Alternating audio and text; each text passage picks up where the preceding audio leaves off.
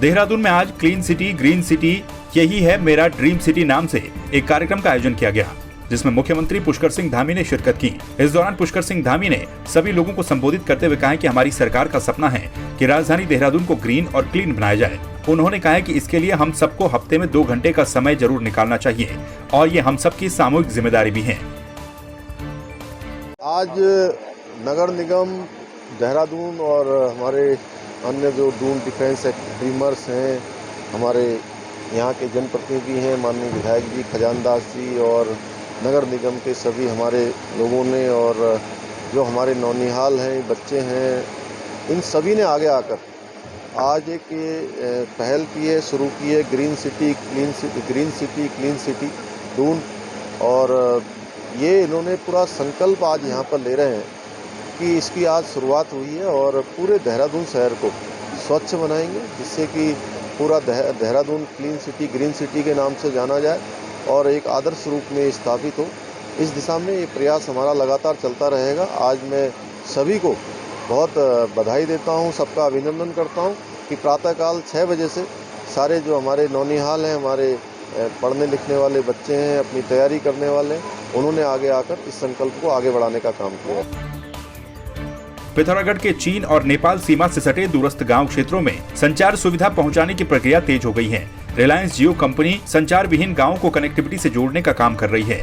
जिलाधिकारी डॉक्टर आशीष चौहान ने संचार व्यवस्था से जुड़े कार्यों को युद्ध स्तर पर पूरा करने के निर्देश जियो कंपनी के अधिकारियों और उपजिलाधिकारी को दिए हैं। साथ ही उन्होंने कहा कि प्रशासन के द्वारा हर संभव सहयोग किया जाएगा। देहरादून में कांग्रेस प्रदेश अध्यक्ष करण माहारा के आह्वान पर कांग्रेस कार्यकर्ताओं ने कांग्रेस दफ्तर राजीव भवन से दर्शन लाल चौक तक कैंडल मार्च निकाला और 4 धाम यात्रा के दौरान मारे गए तीर्थयात्रियों को श्रद्धांजलि अर्पित की। इस मौके पर प्रदेश कांग्रेस मीडिया प्रभारी राजीव महर्षि ने बताया कि राज्य में इस वर्ष 4 धाम तीर्थ यात्रा में सरकारी अव्यवस्थाओं के चलते सैकड़ों लोग हताहत हुए हैं और कांग्रेस पार्टी उन सभी तीर्थयात्रियों की आत्मा शांति के लिए ईश्वर से प्रार्थना कर रही है।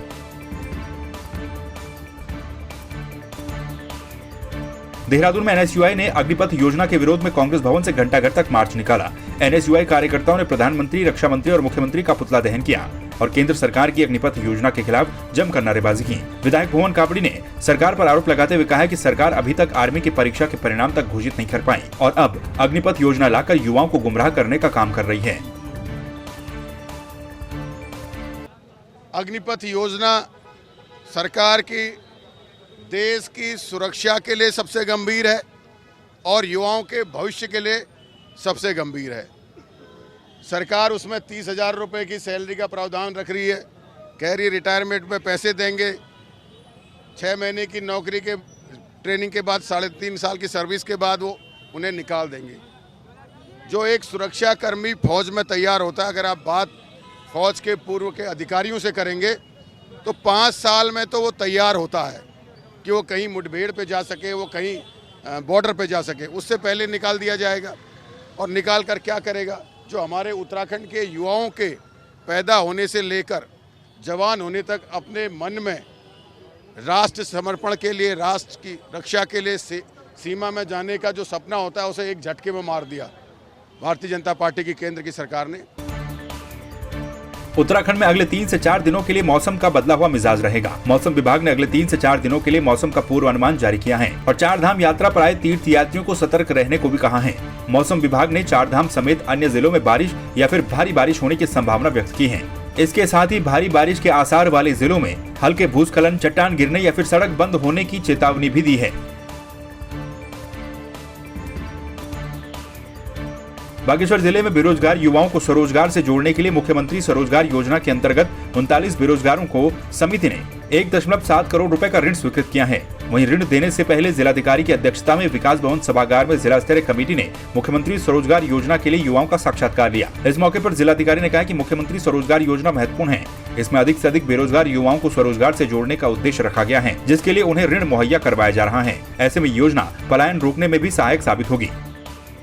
देखिए, लगातार हमारे जो मुख्यमंत्री स्वरोजगार योजना में हम इंटरव्यू कंडक्ट कर रहे हैं और इससे पहले अभी तक जो इंटरव्यूज़ हुए थे उसके अंदर 131 एप्लीकेशंस हमने बैंक्स को फॉरवर्ड करी हुई है स्वीकृत करके और आज जो है 54 एप्लीकेशंस हमारे पास आई थी, जिसमें हमने आज इंटरव्यू कंडक्ट किए हैं, जिसमें हमने 37 की स्वीकृति दी है। 2 हमें, क्योंकि उनका अमाउंट कम था और सब्सिडी हमारे नैनो में ज़्यादा है, तो 2 को हमने नैनो में शिफ्ट कर दिया है। और इसके अलावा 4-5 रिजेक्शन हमने किए हैं बिकॉज उनकी नॉलेज, हमें लगा कि नॉलेज उनकी पूरी नहीं है, या फिर जो उनका प्रोजेक्ट है उसके बारे में उनको मतलब कोई जानकारी वगैरह नहीं है, उस वजह से। और बाकी 10 के आसपास जो है वो एब्सेंट रहे हैं। इसमें लगातार हमारा प्रयास यही है कि जो हमारा इस वर्ष का टारगेट है 400, वो हम लोग जल्द से जल्द उसको अचीव करें। दोनों विश्वविद्यालय में विभिन्न पदों पर होने वाली नियुक्तियों को लेकर हुए विवाद को लेकर यूकेडी नेता शांति प्रसाद भट्ट ने दस्तावेजों के साथ पूरे मामले का खुलासा किया। शांति प्रसाद भट्ट ने एक प्रेस वार्ता कर कहा कि विश्वविद्यालय में नॉन टीचिंग पदों पर चहेतों को नियुक्तियां दी जा रही हैं। भट्ट ने आरोप लगाया कि प्रदेश में उत्तराखंड अधीनस्थ चयन आयोग संस्था होने के बावजूद भी लखनऊ की एक निजी कंपनी को भर्ती प्रक्रिया का कार्य दिया गया।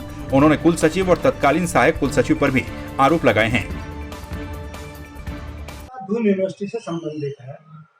आनन फानन में दून यूनिवर्सिटी जो है कर्मचारियों की भर्ती करने जा रही है। 1 सप्ताह पहले उसमें जो है अधिसूचना जारी होती है और 19 तारीख यानी कि कल वो परीक्षा होगी। मेरा सवाल यह है कि आखिर इतनी जल्दबाजी में ये परीक्षाएं कराकर आप क्या साबित करना चाहते हो?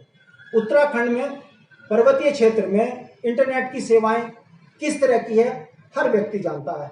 पहाड़ के तमाम पढ़े लिखे बच्चों की अनदेखी करके आपने चंद लोगों को इसका लाभ देने के लिए ये परीक्षा आनन फानन में कराई है, और जिससे ये परीक्षा कराई जा रही है वो लखनऊ की एक एजेंसी है जो स्वयं संदिग्ध है और संदेह के घेरे में है। हमारी मांग है यदि ये परीक्षाएं उत्तराखंड के चयन आयोग से कराई जाती तो इसकी गुणवत्ता होती।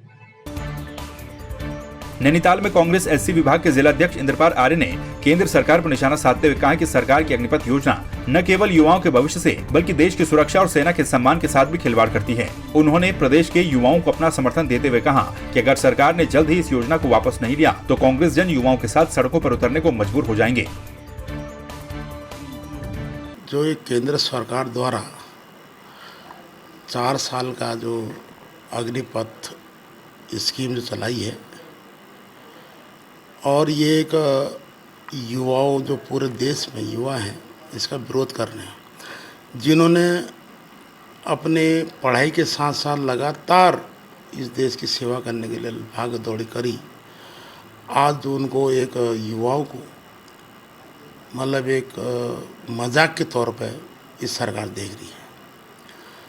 और दूसरी बात, जो प्रदर्शन कर रहे हैं, जो शांतिपूर्ण कर रहे हैं, जो युवा अपनी मांग को लेकर के इस सरकार से कह रहे हैं कि ये गलत है, और उनके ऊपर ये सरकार प्रशासन के द्वारा लाठीचार्ज किया जा रहा है, उनको मतलब उनकी आवाज़ को दबाया जा रहा है, ये बहुत घोर निंदनीय है। मैं ये कहना चाहता हूँ कि सरकार अपनी इस योजना को वापस ले